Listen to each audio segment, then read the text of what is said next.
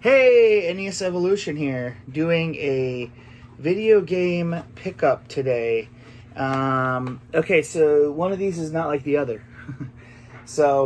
Let's start with the newest stuff first. I was at a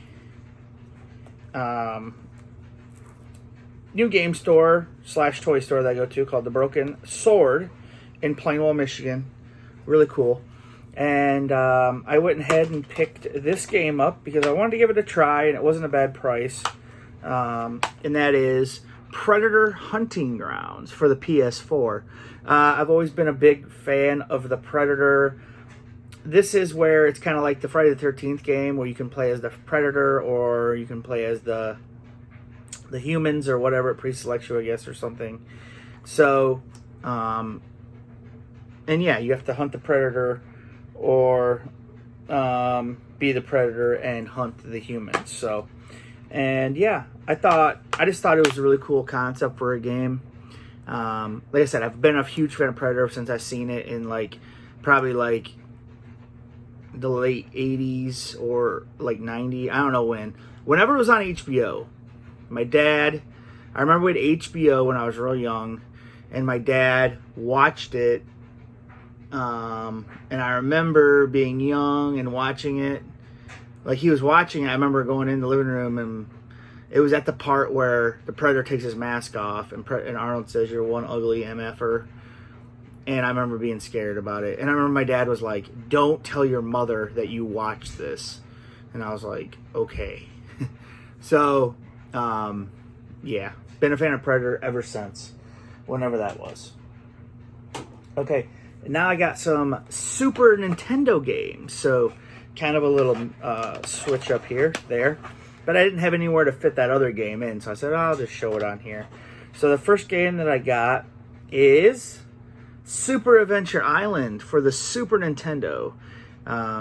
Yes, awesome. Next game I got is one that I enjoyed, and I actually have had it before, got rid of it, but now I have it again, and that is Final Fight. I really like this beat 'em up. It's really good. I think the only problem with this one is that you can't be two players. It's just like a one-player game on beat 'em up. Now, I do have Final Fight 2 for the Super Nintendo, which is also, it rectifies that. It's two-player. I love it. And yeah, it's great.